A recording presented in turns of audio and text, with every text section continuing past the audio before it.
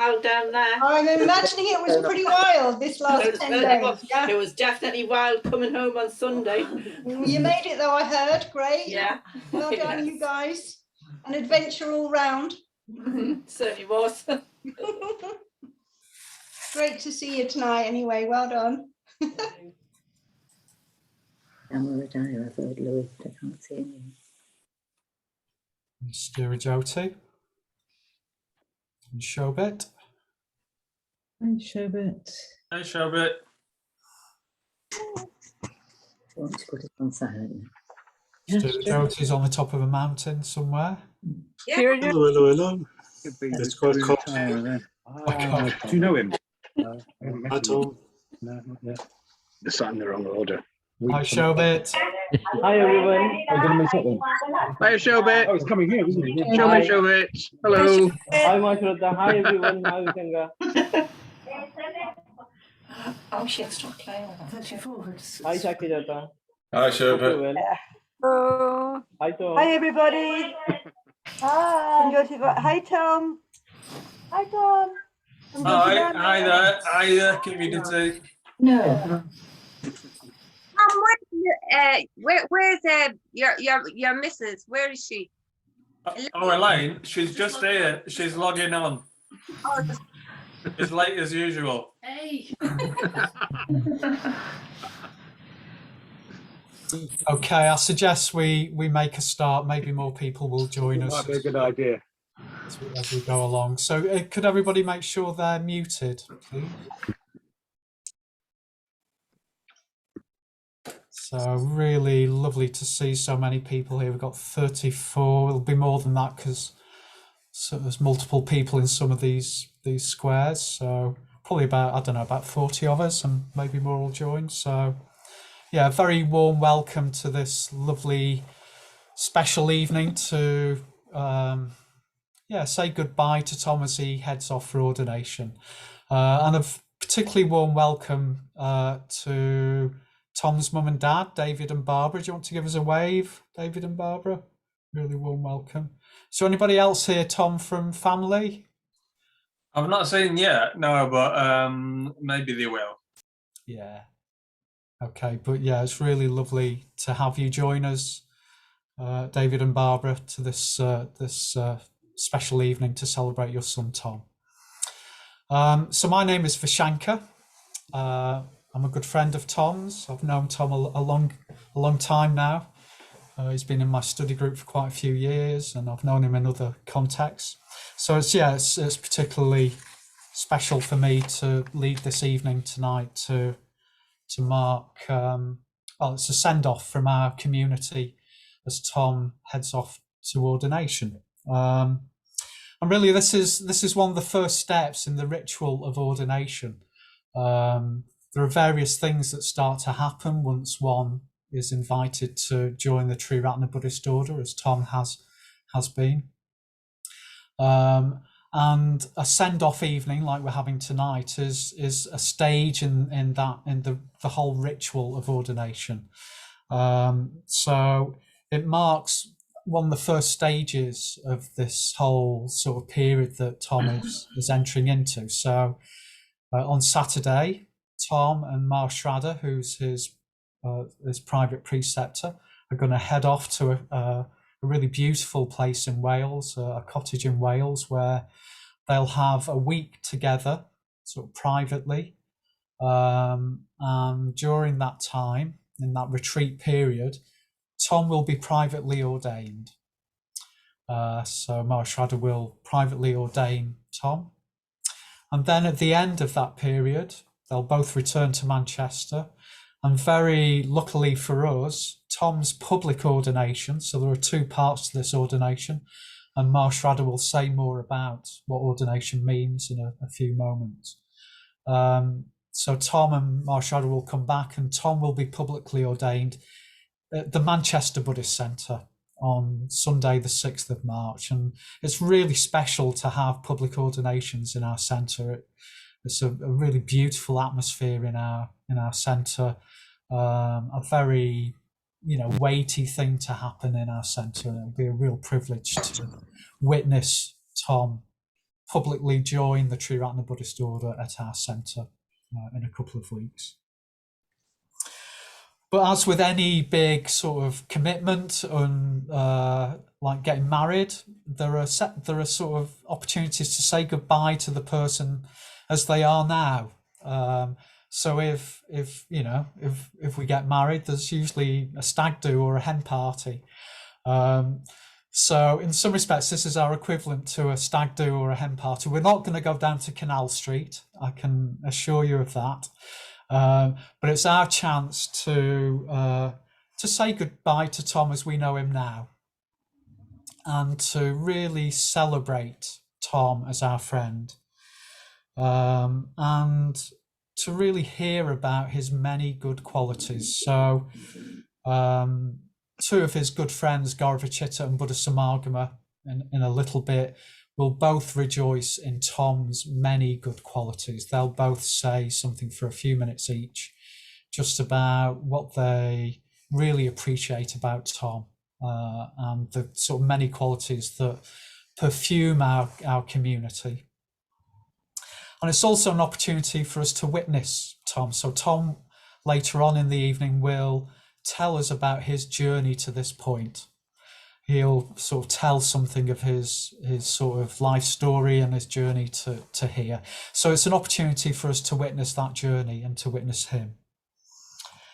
And then at the end, we'll sort of ritually mark his leaving. So I'll read a few Buddhist verses and I'll chant a Buddhist mantra, and I'll say more of that about that sort of towards the end of the evening. But to start us off, I thought I'd do a little Buddhist ritual just to evoke the Buddha. So the Buddha is really important to Tom. One of the things that's inspired him on this journey has been the figure of the Buddha.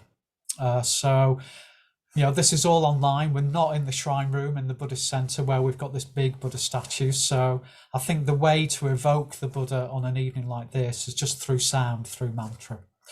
So just for a few minutes, I'll do what is called saluting the three jewels. So I'll just do that, not in call and response. I'll just salute those words that just say this. Yeah, that we reverence the Buddha as an example to us. We reverence the Buddha's teachings, and we reverence the sort of community of the Buddha's disciples. All things that have been really important, or are really important to Tom on this journey. And then I'll chant the Shakyamuni mantra. Now, if you're not a Buddhist, don't worry, this won't make you a Buddhist. It's not like you join a Buddhist cult if I chant a mantra, but just enjoy the sort of the sound, if you can, of the mantra, which is a sort of sound symbol of the Buddha's love and compassion and wisdom. So if we just settle just for a minute or two, and then I'll just lead us in this short ritual.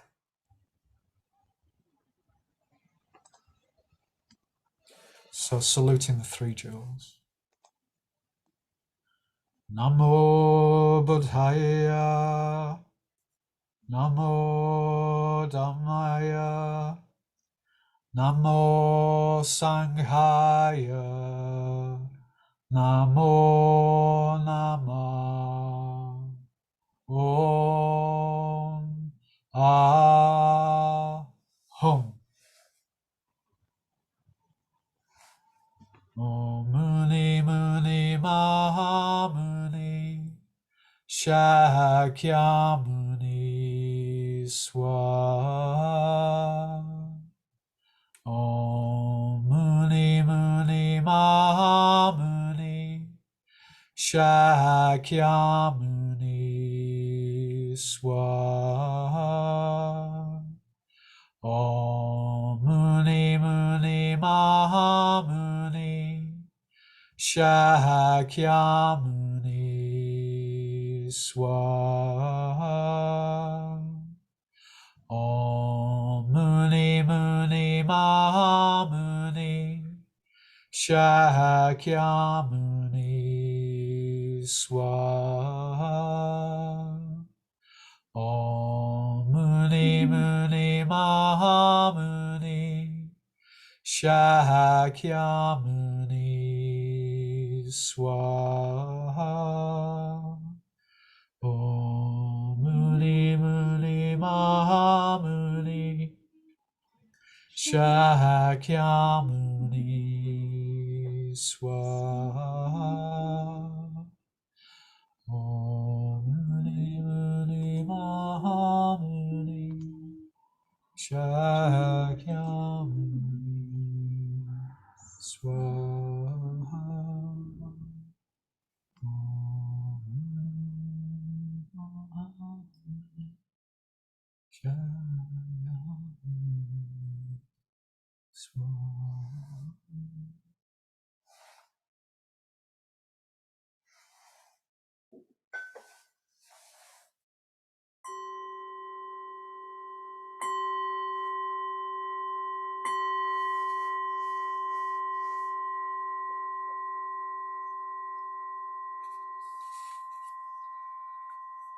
Okay, so we've evoked the Buddha. The Buddha is with us now for this evening. So yeah, we're going to go on this little journey into what is ordination, and then rejoicing in Tom, and then hearing something of his journey. So to start us off, Marshraddha is going to talk for about 10 minutes on the meaning of ordination. And if anybody can talk about this, then I think it's Marshraddha. Marshraddha's ordained many people in Manchester, some of whom are going to be speaking tonight. Yeah, he's been a very important person in the Manchester Sangha, and has really witnessed men, particularly sort of men who are making this commitment of ordination. So let's hear from Marshraddha.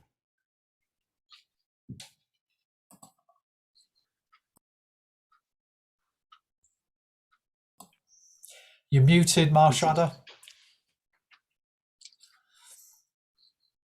How's that? Okay, so we try that one again. So thanks very much, Vishanka. It's a delight to be back in Manchester. I no longer live in Manchester. I live in Scarborough, trying to get things, tree rattan activities going here on the northeast coast. So first of all, I want to dedicate this to what I'm going to say to my dear friend Sarah Savannah, who can't be here tonight, but would probably dearly love to be. So I dedicate this to Sarah Savannah. So I'm going to say something about the significance of ordination into the Triratna Buddhist order. And thank you very much, Vishanka, for evoking the Buddha, who is very dear, very, very dear to Tom's heart and also to mine. So thank you very much indeed. And I'm aware that there are some people here tonight who might be unfamiliar with Buddhism and Buddhist terms. So I'm going to try and keep what I say as free of jargon as much as possible. So the significance of ordination. This is such a delight to be speaking about this topic. It really is. Ordination had such a huge impact on my life, and it continues to do so. And I'm so pleased that I took the step to be ordained as the Triratna Buddhist order. It's a path of constant unfolding. It's beautiful, often, although it's obviously got its struggles. Change involves struggles, quite naturally. But anyway, the first thing I want to say about the significance of ordination is to acknowledge just how much time and effort it takes to reach the point of ordination. For many people who reach the point of ordination, it represents many obstacles and difficulties that that person has had to work with and overcome. There's fears, doubts, anxieties, confidence, pulling the pull of all the different desires we have. But eventually we pull ourselves sufficient together into a coherent and integrated whole or more poetically speaking, we pull our different threads of our being into a single golden thread so that we can commit ourselves to the goal, to use that language, of the Buddhist spiritual life, i.e. awakening or enlightenment. And that integration around the person's desire to work towards enlightenment and their ability to do so effectively is begun to be recognised by others in the spiritual community of the Tree Rattler, especially by more experienced practitioners and those who have responsibility for ordaining men and women into the Tree Rattler Buddhist order. And these people are called preceptors.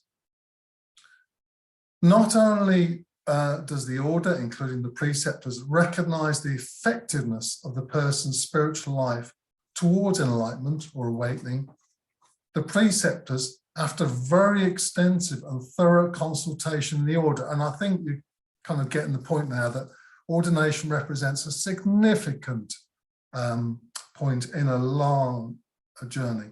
After a very extensive and thorough consultation in the order, the preceptors affirm that that person is effectively working towards enlightenment with an invitation to be ordained into the Tree Rattler Buddhist order. And it's an invitation because until a case is put around the person's neck, they are not ordained. And I'll come on to the significance of this in a minute. Now, this affirmation has a tremendous impact on the person, that those who that person respects or even looks up to have recognized something deep within them, something of really significant value, a golden nugget, a golden thread. The golden thread has been acknowledged in them. The people who've done the recognizing, they express their full confidence in that person. And I think even if you are not familiar with Buddhism, Tree Rattler and ordination, I'm sure that you can all recall a time when somebody you respected or looked up to, a parent, a teacher, a friend, affirmed you in your deepest being and the impact that had on you. So a really important part of ordination is affirmation. Affirmation that you are really and effectively doing the spiritual life as recognized by those you respect. Now, the ordination itself consists of two ceremonies, the private and the public, and each have their particular significance, which I'll now go into very, very briefly. There's so much which could be said, but I haven't got time. One of the fundamental significances of the private ordination ceremony is that the person getting ordained understands that they are making the choice to get ordained. They are deciding that they want to get ordained, and all that implies. They really want to do this. Even if nobody else in the world was wanting to make the commitment they are making, they would still do it. And they feel this in their bones. I was terrified before my private ordination, terrified. There's no more sitting on the fence. This is it. You are making a commitment by accepting the ordination. And implicit in this understanding is that you will take responsibility for your spiritual life. After all, nobody else can do that for us. And the working material of the Buddhist spiritual life is the mind. So in accepting ordination, the person is accepting responsibility to work on their own mind. It's their mind, it's nobody else's. And it's them who has to work on it. It's their responsibility to get the drift. They must take responsibility for their mind and mental states and for putting themselves in the conditions that support an effective practice of working on their mind towards enlightenment. So it's working on the mind and mental states and understanding what conditions one needs to be in to be able to work effectively on one's mind. You are taking responsibility for that ordination. But a very powerful human tendency that potentially undermines one's ability to take responsibility for one's own mind is the tendency to blame others or situations for what happens to us. To blame others or situations is not to take responsibility for oneself. And closely intertwined with blaming others or the situation, I think, is the tendency to find fault in others. And we find a real succinct example of this kind of thing in the Christian tradition, in the very famous and succinct line, "Let he who is without sin casteth the first stone." So a key support to us taking responsibility for our minds is not to blame others or find fault in others, but instead take responsibility for our own minds, what goes on in them, what we need to change to purify our minds of taints, both gross and subtle, of greed, hatred, and delusion. Greed, hatred, and delusion are the targets of the Buddhist spiritual life, essentially. And another way of purifying one's mind, of course, of greed, hatred, and delusion is ethical practice in deeds of body, speech, and mind. And of course, we practice ethics before we get ordained. But I think after ordination, our ethical practice takes on a deeper significance, because when we're ordained, I think to some extent we take up a role of representation or exemplification of the Buddhist spiritual life. And a key exemplification of that, I think, is ethical practice. Just a couple more points before I close. During the ordination ceremony, the ordinand is given a new Dharma name and a visualization practice in which they visualize a Buddha or an archetypal Buddha or Bodhisattva, as they're called. At ordination, one is saying that the most important aspiration that the person has is to move towards the goal of Buddhist spiritual life, which is awakening or enlightenment. And both the name and the visualization practice they're given connect one to this aspiration to move towards enlightenment. So the private ordination ceremony is about the person committing to take responsibility for their mind, their mental states, for taking responsibility for putting themselves again and again in conditions that support that work on the mind so they can move in the direction of enlightenment in the company of the Buddhas and Bodhisattva, but particularly the Buddha or Bodhisattva, which they have taken on to practice visualization of at their private ordination ceremony.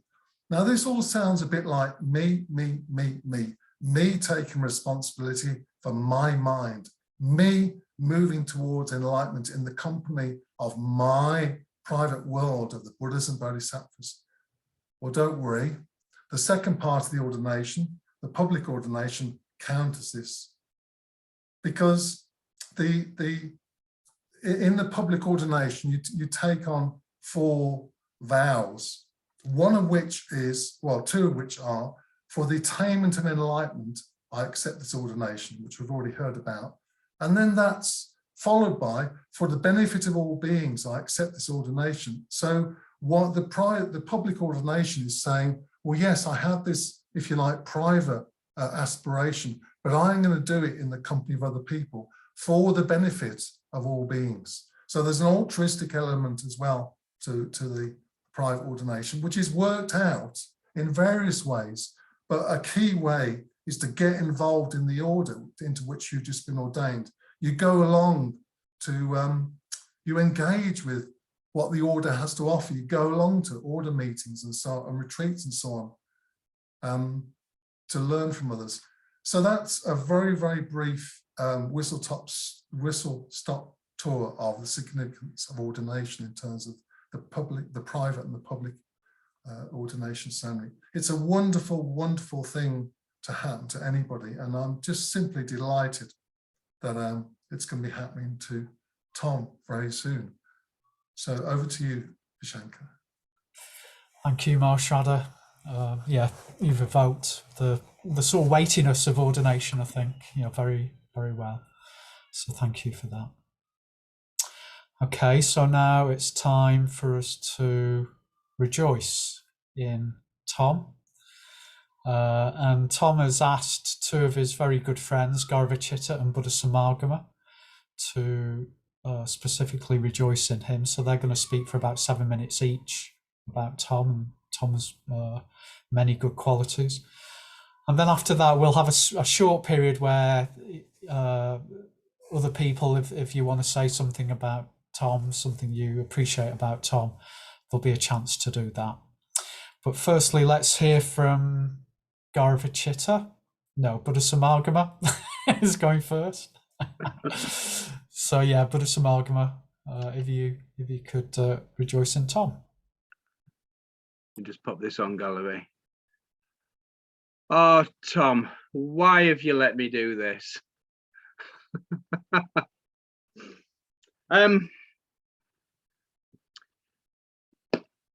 Tom is a textbook example of someone not only refusing to slot into victim mode, but not allowing himself to be defined by this MS. And I think if a person came into this life to learn just one lesson, this would be sufficient. That boundless spirit that's Tom just bursts through and just doesn't let things define him is one of the most determined people I know, and quite against some odds. I've seen Tom's connection through the world to be through people, and being an extroverted thinker, so speaking to think, can land a person in trouble sometimes. And probably now is exactly the right time to say it.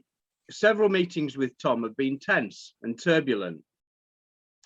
He says what he thinks, and probably, which is more than likely, what you're thinking also. There've been walkings out, tantrums, upset, love, forgiveness, love. Oh, and love, did I mention that? It's like, I've just got this genuine, wholehearted love for this man. And the reason is he's real.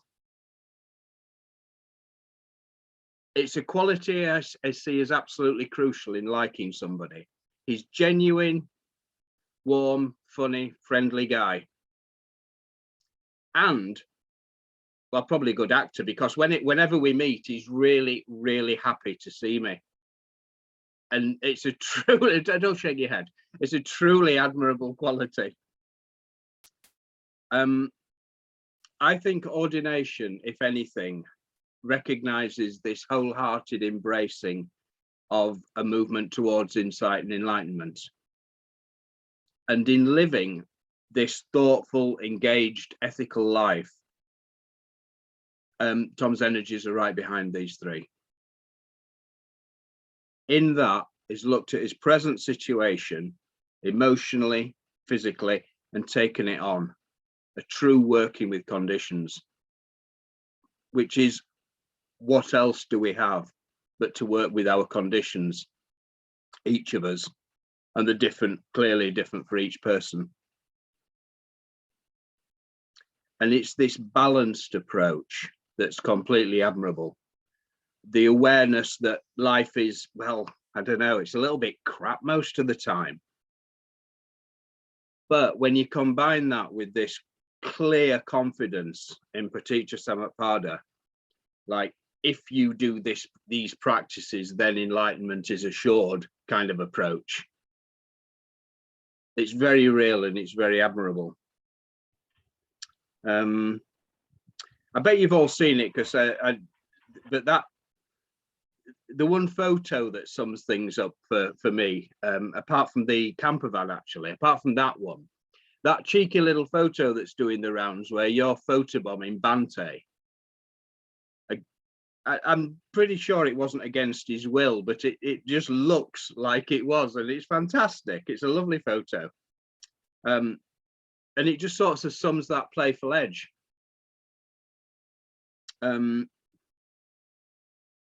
Also, the expression through your family, your girls, your brother, your mum and dad, of whom, and I have to tell you this, not that he is massively proud. He's genuinely, fully and naturally proud.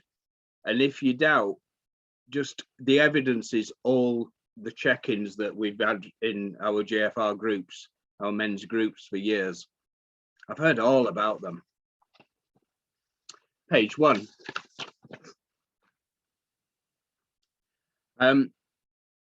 As you move to this different part of your life, it's the same but different.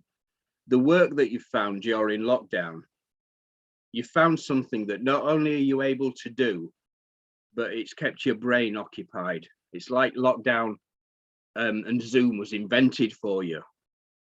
You've found something you can do and done it. It's brilliant. A prime example is the NBC Facebook page, and your utter shameless promotion of that page. It's absolutely hilarious, but you can't do such a thing without loving it. It's clear that you do. If you tackle anything like teaching or any kind of communication like this, or the work that you do behind the scenes, you can't do it without loving it.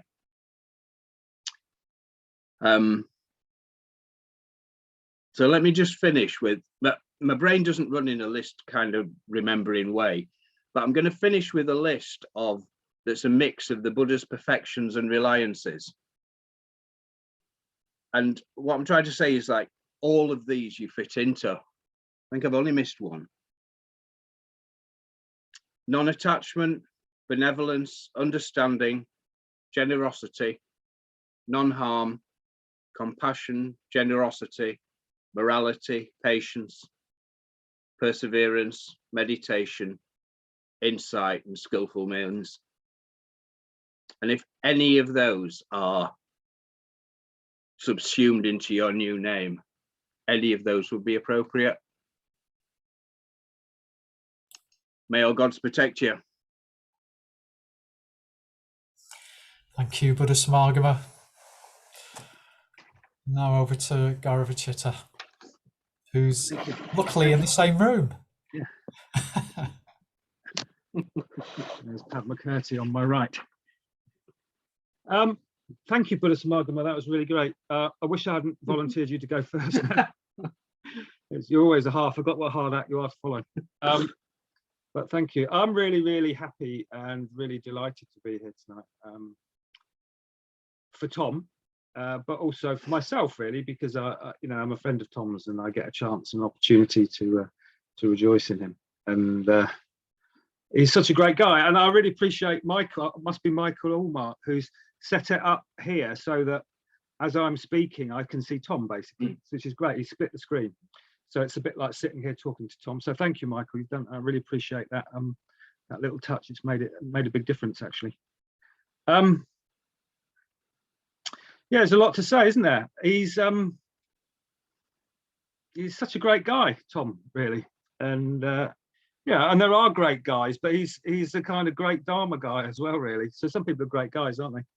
Just great guys, but he's a great guy and a great Dharma guy, and you are a great guy and a great Dharma guy, Tom. So it is a privilege to know you, and I feel very lucky to know you, really. Yeah, and I was probably going to say quite a lot of the similar things that Buddha Samagama said. So I started with your relationship with your family, or those that, should we say, those that you care about. So about Elaine and your girls and your mum and dad, and in a way, what close bonds you have with those people. I think you've got quite close bonds with quite a few people, and I think you love people, and I think they love you, and I think that's just there's a sense of that sort of a core of really important, deep relationships in your life, which aren't just, those kinds of relationships aren't just accidents, are they? They come from a kind of wholeheartedness.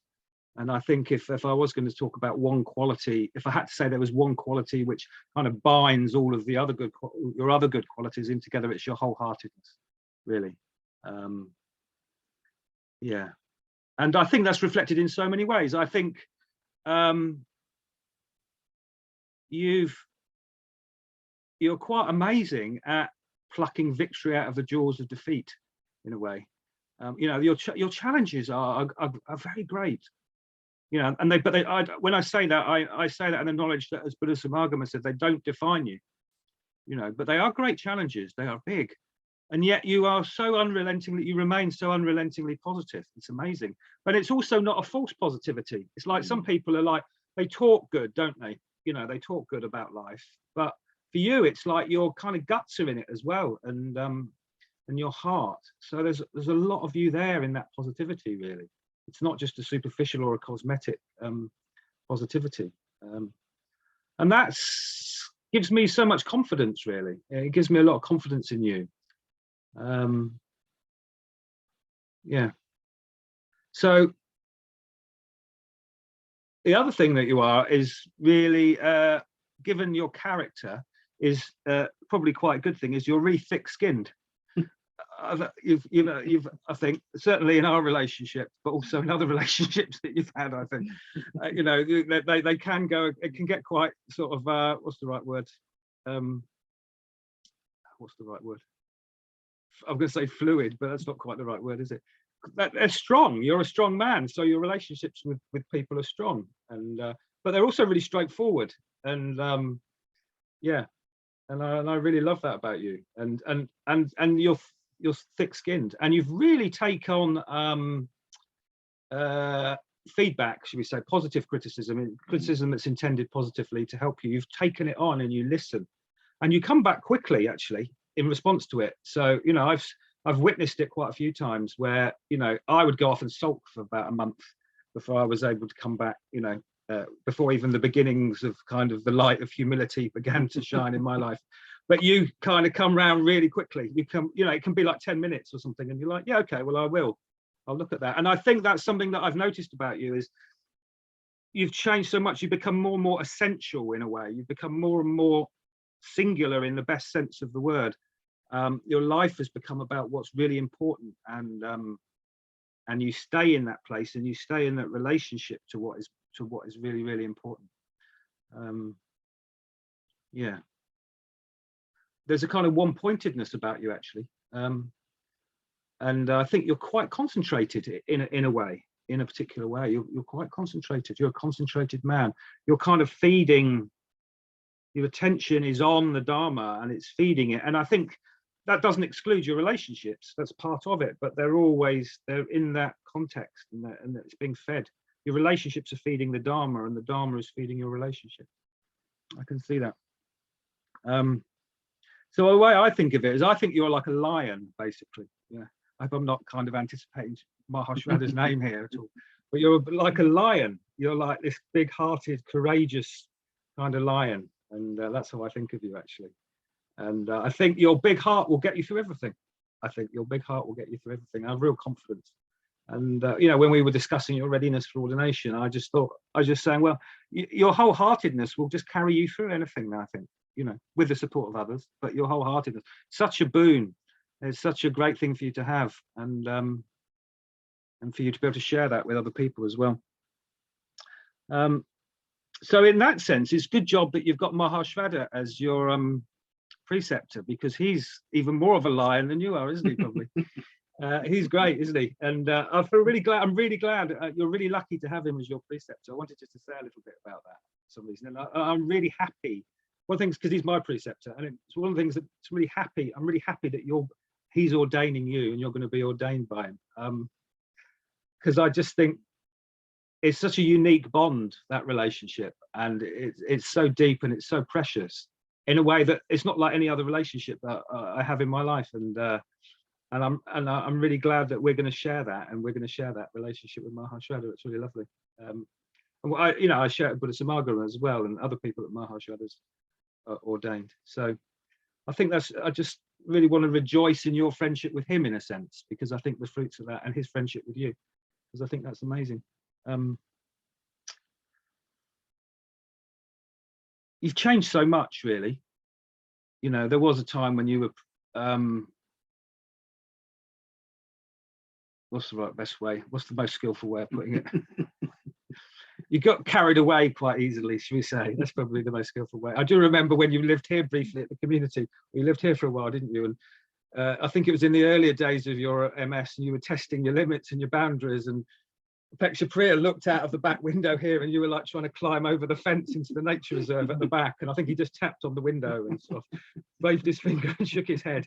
So there was a bit of that had to go on, but I think you've really learned, you've learned some really positive limits, I think, and I think that's really fruitful, actually. It's a thing that's people have to learn. And in a way, I also remember when you first came to the community, you were quite boyish in a way, but which is in some ways was very charming, but in some ways was a little bit immature. You were younger then as well, of course, but in more recent years, I've just seen this gathering of weight and gravitas in you, actually, and of depth and strength and kind of manliness and adulthood. So there's been a real process of maturing, which has been lovely to watch and to see. And I just had a real sense, I'll ask you, we've had quite a few conversations, haven't we, recently? And we met up in person again, which was great, wasn't it? And I just have a real sense that you're totally ready, actually, to get ordained. Whenever I come back or after being spoken to, I'll speak to someone, say, oh, Tom's totally ready. And I just feel that maturing process has really worked, and it's become really fruitful. Yeah, and there's a real kind of depth and yeah.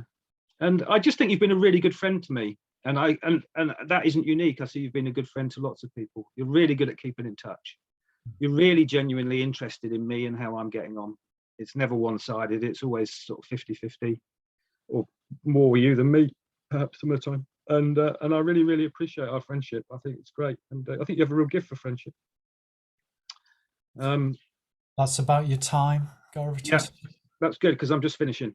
And yeah.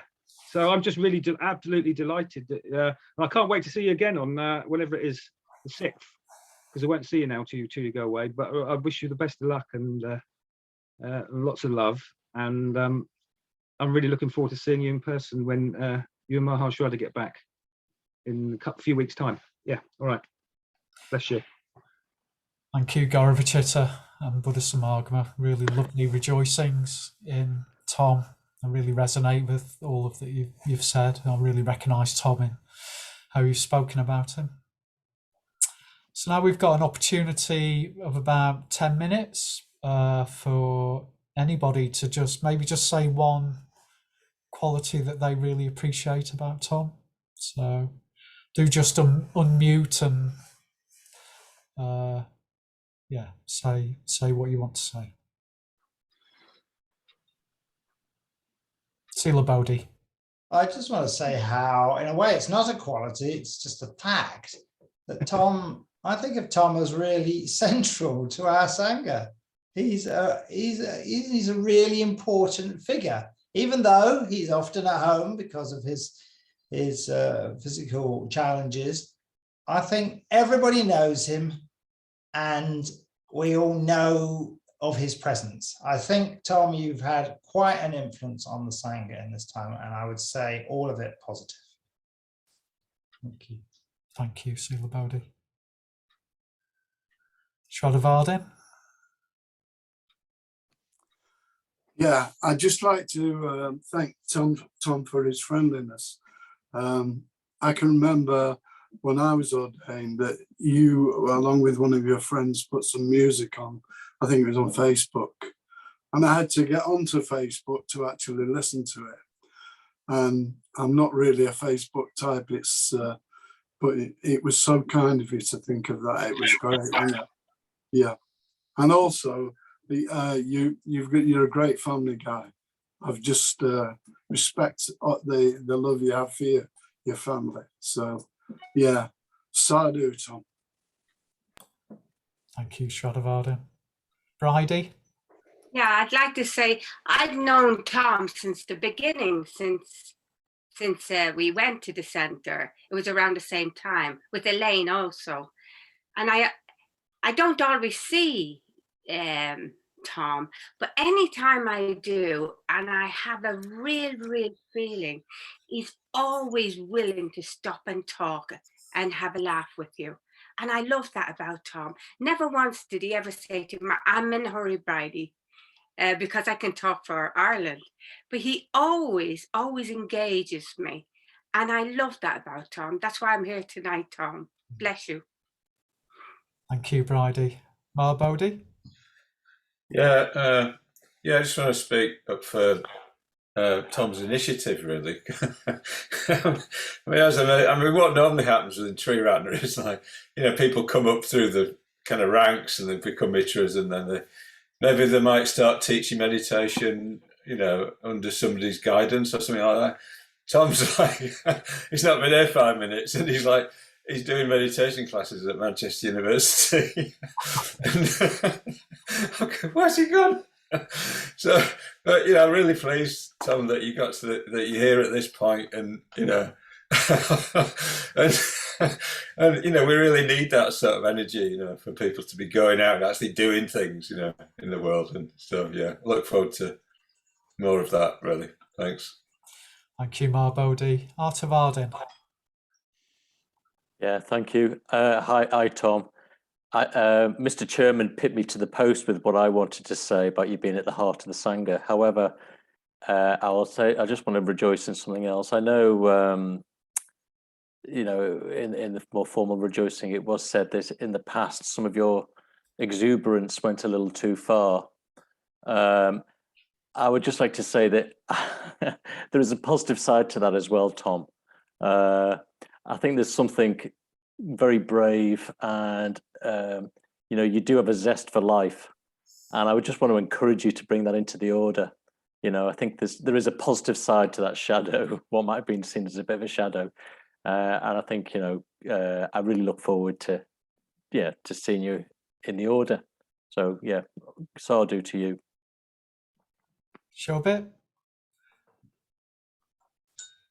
Yeah, hi everyone. I'm really so delighted that Tom will be welcome in the order. I remember my first meeting with Tom at Padmaloka when we were doing the first retreat, the online one, the meaning of conversion in life. And I knew then that he'll be soon getting ordained. So he has fabulous qualities of loving kindness, and he's so generous. So he'll be a great thread in the Sangha, always connecting people. And I have felt that myself. So sadhu, Tom. Yeah. Thank you, Shobit. Karen Ashuri. Yeah, Tom, it's fabulous that you're being ordained. It's a few years ago that we met, isn't it? Because we were, for anyone that doesn't know, Tom and I and Elaine too, were in a study group together at Hebden. So it's quite unusual for Tree Ratner. It was lovely to be in study with you, Tom. You were always really committed. You'd always read the material, which not everybody had, but you always had. And it'll be great to be in the order with you. Thank you, Karen Ashuri. Anyone else? It's so hard to know whether people are putting their hands up. Paul? Yeah, so we've been in a study group and GFR group for a few years. I suppose just a couple of qualities I want to pick up on is honesty and engagement. He kind of brings this into all the things he does, be it in the groups he's in, leading the meditations, the Facebook page.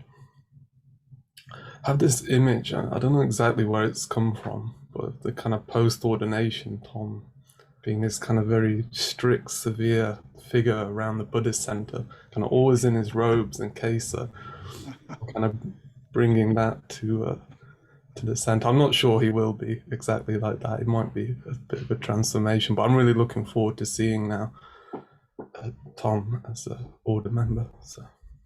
Thanks, Paul. So I think we've just got time for two more. So Aparajitra and then Varasaki. Thanks. Yeah. It's been mentioned about you being a charming man, Tom. Well, I just think it should be dwelt on a little bit more. I just think it's a wonderful quality to be so, in a way, likable. It's it might seem effortless to you, but in a way, it's a great quality to have. I'm sure Elaine will agree with me. Charming, good-looking, very good company, very respectful and polite. All these are great qualities for friendship. So I delight in you, and see you on the other side. Thank you, Aparajita. Varasaki, finally. Hi, Tom. So I remember very early days when you came along to Tools, and it sort of follows on from something that both Buddha Samagama and Garavachita were saying, but I experience you as having a really strong beginner's mind and a real kind of intensity, inquiring mind, really interested. And there's something about like an undiluted, bright quality of connection that I see in you. And whenever I've seen you in the center, it's like the sun with no clouds in it. You always have a very direct, loving, friendly connection, always. And it'd be very interesting to see what your name is. But yeah, Sadhu. Thank you, Varasaki, and thank you, everyone, for those lovely rejoicings in Tom. I just want to say a very warm welcome to Arta Priya, who's just joined us. So Arta Priya is going to be publicly ordaining Tom in 2 weeks' time. Hello, Tom. So yeah, lovely to have you here. Maybe you could say a few words later. Okay, so we're just going to have a 5-minute leg stretch now. So let's come back at 8 o'clock, and then we'll hear from Tom and his journey to ordination. Great.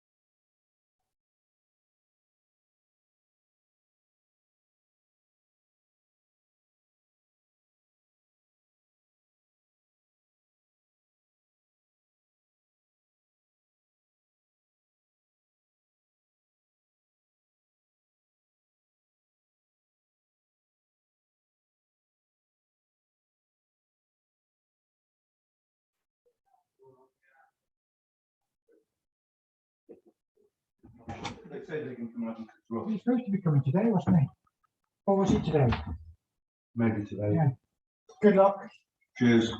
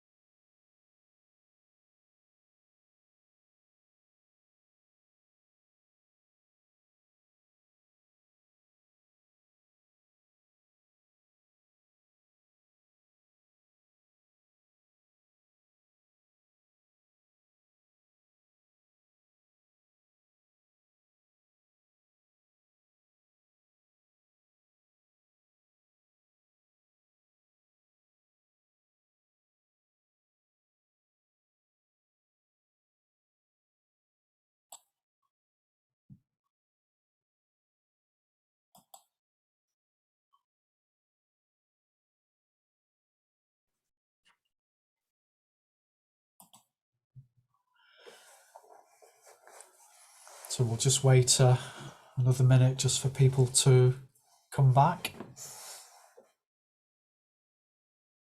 How are you doing, Tom? Yeah, I'm doing fine, thanks. Yeah, Elaine just said to me, I don't need to make my head any bigger. So I'll take that as a compliment.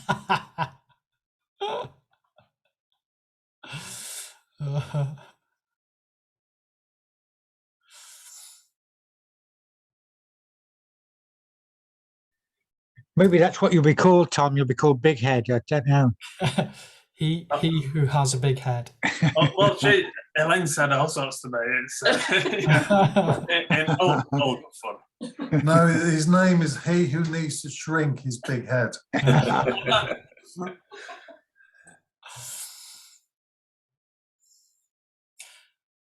David and Barbara, how's all this, hearing all these things about your son? Do you recognise him?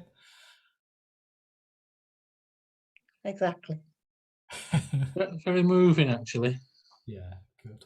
Yeah, very pleased that he's surrounded by such a community. Yeah, well, I'm sure you are very proud of him. Yeah. Okay, well, welcome back, everybody. So yeah, it's time to hear from Tom himself on his journey to this point. What this journey's been like, just to hear something of that journey. So yeah, Tom, you've got about 10 minutes to tell us about how you've got to this point. Okay, thank you, Bisanka. Right, I'll just get my notes up on my screen. So, well, just to say, and I think, I think yourself, you mentioned it before, that I'm kind of an extrovert thinker, so I don't really need, a set spiel to work to. I've just got a few bullet points that I thought I'd just kind of riff upon, really. So, yes, I've just got, the first thing that I've got there is, I had a Buddha statue, an incense holder where you put an incense into his head. In my room when I was a teenager. And sort of, I was into, kind of that out there type psychedelic stuff and ambient dub music. So I think my kind of interest was there from quite a young age, really. But I came to Oldham in 2002, and 2003, 5, and 8 had 3 kids, which have obviously been a big part of my going for refuge since that time. But it wasn't until 2008, when I was working at Swinton Insurance in Manchester, that I sort of saw on the website about attending a meditation class, because I was a bit disrupted, perhaps personally, at the time. So I thought, yeah, I could do with a bit of peace in my life. And from then, the Buddhism 1 course followed, and then Buddhism 2. And this was after doing the 2 initial meditation classes. And then I started getting into it more and more as time went on, really. So I started a group with, I started attending a group with Hasavadra at the time, probably in about 2010, perhaps. So in that group, there was Amaradaya, as he is now, and there was my friend Anthony Owen, Paul Richards, amongst others, and it was a really good group, and we studied for a while. And after, in about 2012, I became a Mitra, just as I think the group was kind of in its early stages, really. And then after the foundation year, that was 2012 when I became a Mitra and doing it in that context. But in about 2014, a couple of years after, and actually at the end of the foundation year, I asked to join the order. And I had a kind of sense of urgency at that time, because obviously I'd been diagnosed with MS in 2010. So actually I've never had MS and not had Buddhism in my life, which I think has been a massive bonus for me. coming to the centre in 2008, being diagnosed in 2010. Yeah, so in 2014, the very start of 2014, I had a kind of sense of urgency that, well, I don't know how this condition is going to progress or develop, so actually I need to kind of get on with it, really. I knew from that point that Buddhism was very central to my life. So I thought, yeah, I'll just crack on, really, from that time. So I was quite diligent going to Padmaloka, you know, for, you know, quite a few times in the early days. Probably went about maybe 6 or 7 times in person. Yeah, so that was a really good grounding. Just jumping a bit to last week or a couple of weeks ago, I met Gary Jitter. We had some dinner recently in person, and he said to me that if you could distill your spiritual life into a sentence, you know, what would that sentence be? And I just said, well, I could do it in one word, and that word would be Kashanti, which is the word which means like patience and perseverance in this spiritual life. And so, yeah, so I think that has been a big kind of, as has been mentioned in previous talks, has been a big thing for me, just to try and be patient and persevere with my condition as it has progressed over the years. So I talked just then about going to Padmaloka, and I've got into all sorts of trouble at Padmaloka. So I've not actually been there since 2017, and because I think the ordination team were a bit like worried that I might do something silly, but I'm kind of past that now, past that stage. And Padmavajra knows really that I am, because I've developed a friendship with him. He's one of the like real heavyweights down there. Yeah, but I've done some things like, I mean, Gary Chitter mentioned that I was climbing over the fence while I was living in community, but once I've had I've smashed my face on the shrine room floor whilst attempting like full length prostrations, and I was bleeding on the shrine room floor, and Vidyavachan had to take me to hospital to get my chin stitched up. And there was one time when I was walking with Satya Raja, and I got into trouble walking. I just got suddenly really tired, and mobility wasn't great.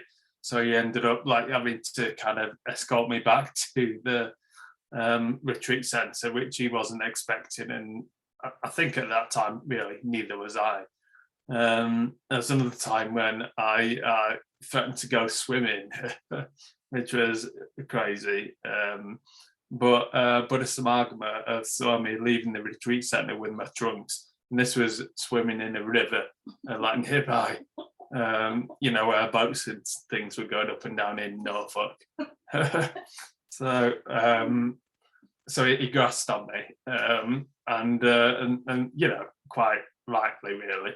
And so I couldn't do that. But then obviously that alerted Padmaloka that I was kind of in a way struggling to come to terms with my condition, because previously I'd been a fell runner and you know been define myself by my physicality and all that kind of stuff, but kind of learning another way to be has been quite an important part of my you know, the journey that I've been on, really, and especially when COVID kicked in and the first lockdown, and you know, we were all forced indoors.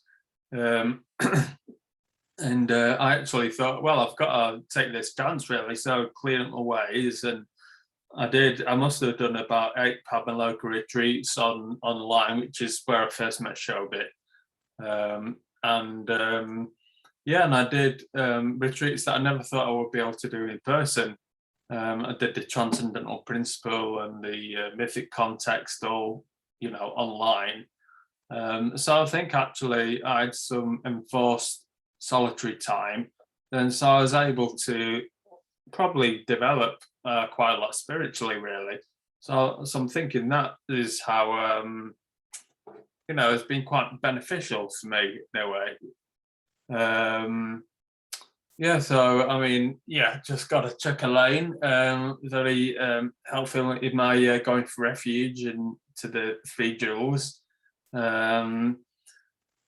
Very supportive, and yeah, and also my three kids, my family, my parents, and my my wider family, my bunch of friends. One's here actually, Neil Take. I think I've seen him on the participants list.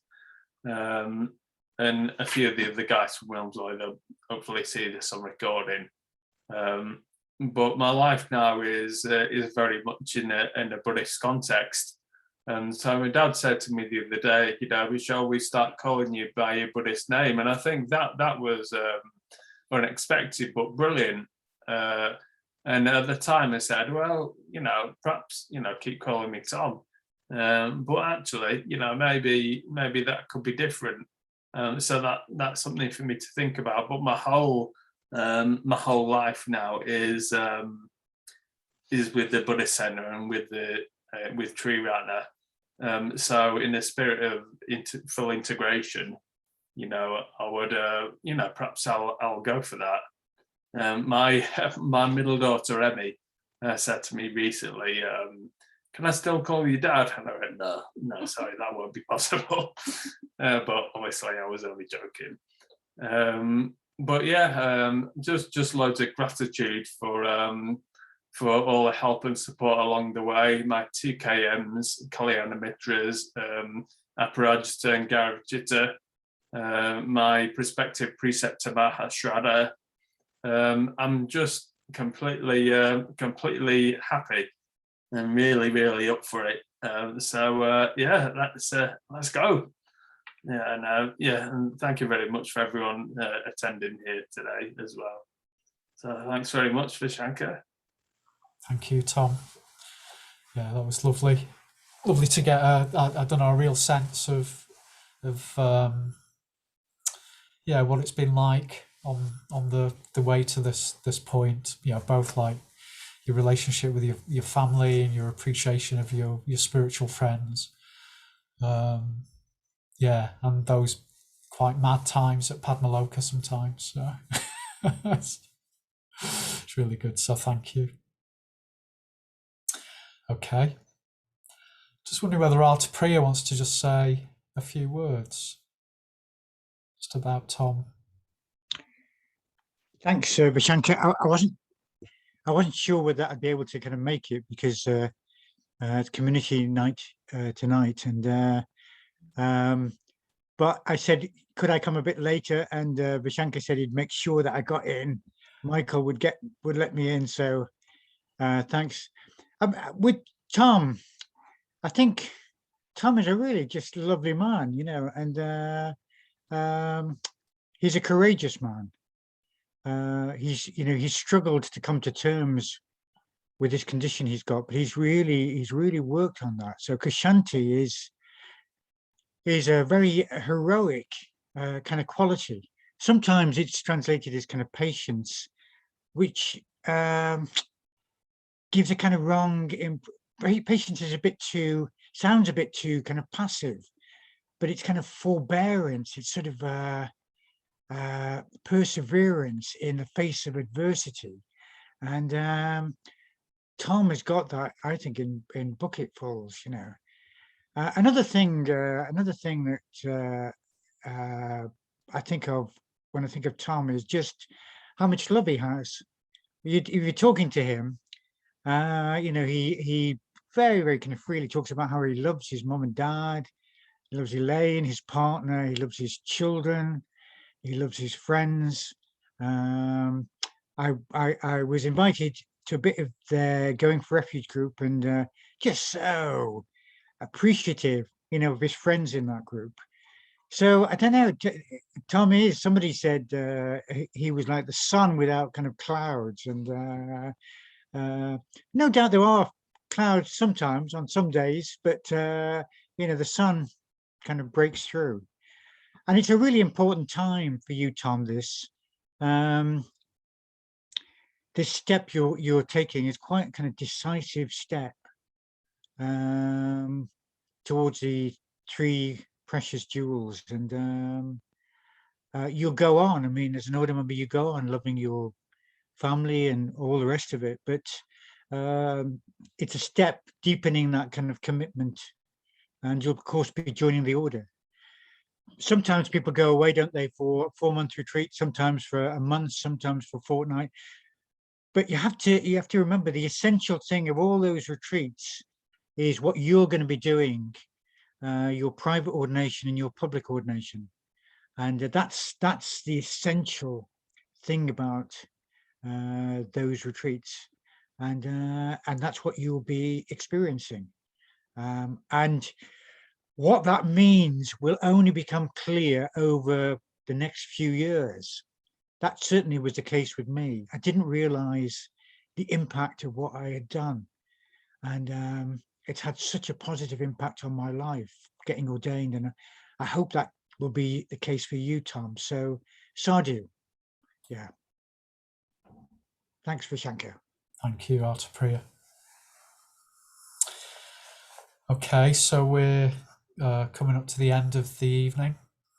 So we're going to have a little leaving ritual just in a few moments. I just want to rejoice in David and Barbara. So I've met David and Barbara a couple of times, I think, and so Tom's mum and dad. And I just know how supportive they both are of Tom in his Buddhist life. You know, they provide a lot of emotional support, and I know your dad, David, you know, in particular, provides a lot of practical support. And I suppose what I've witnessed is that you've really enabled Tom to live as independently as he can. Yeah, so I've always felt very appreciative of you both, and the support and the love and the practical support that you have given Tom. I just wanted to really make that very just really make it very conscious. I think you're just a wonderful support to Tom, so thank you for that. Thank you. Okay, so we're just going to end with a little ritual which is going to include a mantra again. So in a few moments I'll read a few verses from an ancient Buddhist text called the Bodhicharyavatara. And these verses are often read at these sort of send-offs or at public ordinations. They really embody the spirit of ordination, and really embody the spirit of ordination that it's not just for us, it's for all beings. It's to help humanity. And they talk about joining the Buddha's family. So, you know, we've heard how loving and proud of his family Tom is. You know, he's a fantastic dad. He's a fantastic son. He's a fantastic partner. He's very loyal to his family. And as Artapriya said, that will continue. That doesn't change at all. But at ordination, there's a much more decisive step into being part of the Buddha's family. And these verses from the Bodhicharyavatara reflect that. And then when I've read those, I'm going to chant the Padmasambhava mantra. So at ordination, we all take on a particular meditation practice where we visualize a Buddha figure or a Bodhisattva figure, and the one that Tom is going to take on is this figure of Padmasambhava, who's this mix of a historical and archetypal sort of Buddhist figure. And I think the connection with Padmasambhava for Tom really is in this way that Padmasambhava tames and transforms the demons, all the sort of obstacles in life. Padmasambhava just transforms those, and I think it's very fitting for Tom to take on that meditation practice. So I'm going to chant the Padmasambhava mantra just for a little while, just to evoke the spirit of the meditation that Tom will take on, and who he'll aspire to be at his fullest, at his most whole, he'll embody those qualities of Padmasambhava. And then there'll be a final thing, which I'll say more of right at the end, where we can all unmute and make a lot of noise. Okay, but if you can make sure you're all muted just for this little part.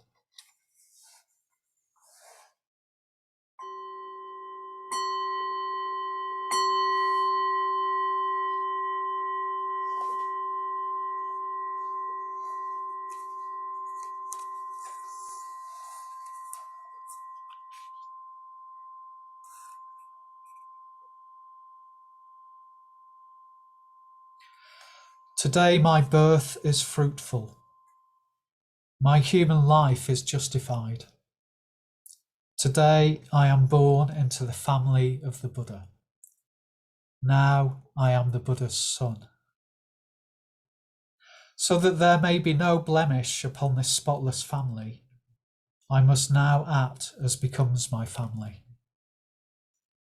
As a blind man might find a jewel in heaps of rubbish, so too this awakening mind has somehow appeared in me. This is the elixir of life, born to end death in the world.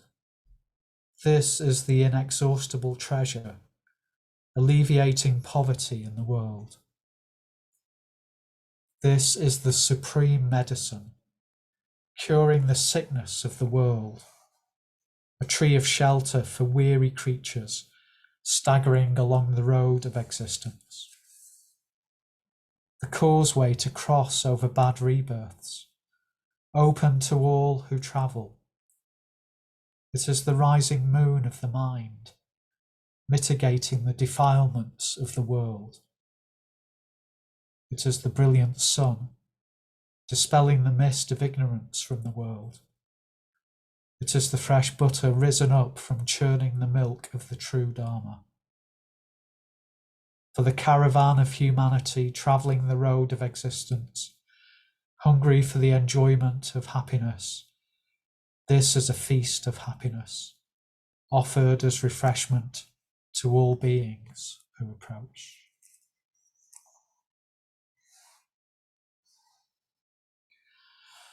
Om Ahau Vajra Guru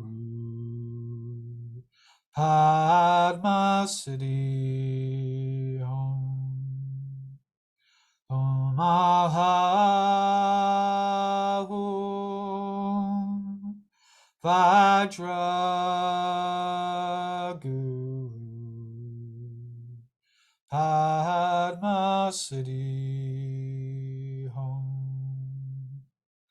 Om Ahau Vajra Guru Padma Siddhi Om. Om Ahau Vajra Guru Padma Siddhi Om. Om Ahau Vajra Guru Padma Siddhi Om. Om Ahau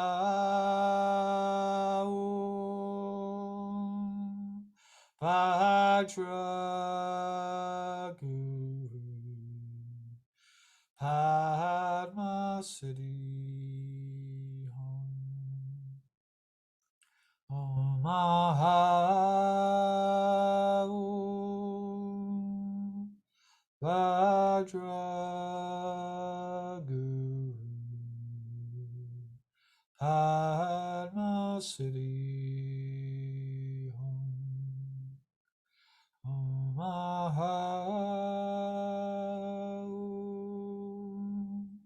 Vajra Guru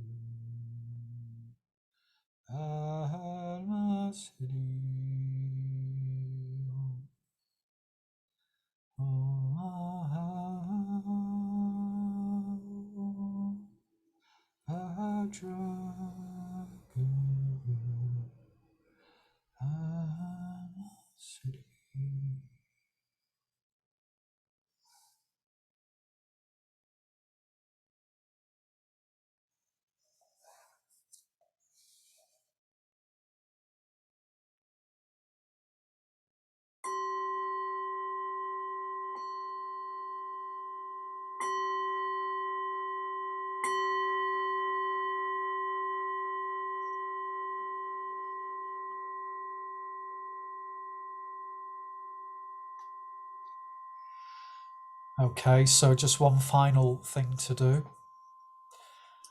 So the traditional 3 hearty sadhus. So sadhu means wonderful, amazing, how great that Tom is going off to ordination. So if everybody can unmute, and then we'll just make a cacophony of noise. So after 3, 1, 2, 3. Sadhu! Sadhu!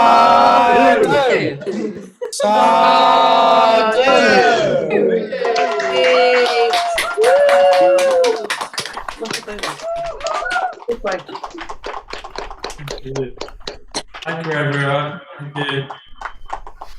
Well, thank you all for coming, and go well, Tom. We'll see you. Thanks, Vishankar. That was great. Thank you very much. Thank you. Pleasure. Thank you, Shankar. Bye. Bye. Bye. Thank you. Bye. Bye. Good luck, Tom. Sadhu, Tom. Bye, Tom. Okay. Bye, Tom. Bye, Tom. Bye-bye. Bye, Tom. Bye.